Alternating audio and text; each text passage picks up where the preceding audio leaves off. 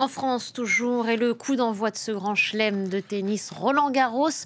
À noter l'entrée en lice ce dimanche, entrée en lice dans ce tournoi de la numéro 1 mondiale, Aryna Sabalenka. On va y revenir avec vous, Jules Boiteau. Bonjour Jules, vous êtes sur place pour France 24. La numéro 1 mondiale qui a rapidement sorti la Russe à l'issue de ce match.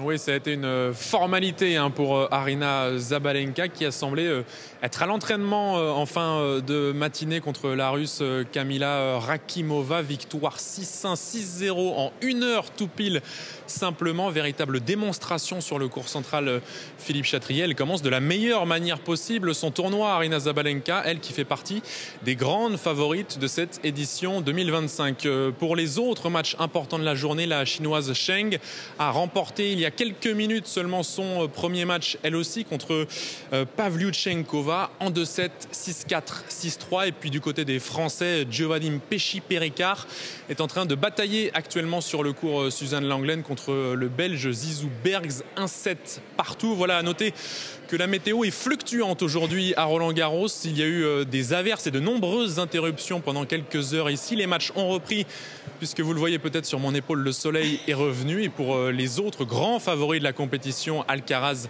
Sinner et Swiatek chez les femmes, il faudra attendre demain pour les voir jouer. Et on aperçoit ce rayon de soleil, en effet, sur votre épaule, Jules. Pensez tout de même au parapluie. Je pense qu'il va s'imposer à un moment ou à un autre de la journée. Il y a ce temps fort aussi, Jules. Cet hommage à la légende, Rafael Nadal. Oui, ce sera peut-être le point d'orgue de cette journée, au-delà des matchs de tennis, l'hommage à la légende. Rafael Nadal, 14 titres ici à Roland-Garros et qui a pris sa retraite cette année. Un hommage spécial lui sera rendu par le tournoi de Roland-Garros sur le court central du Philippe Chatrier à l'issue du 3e match.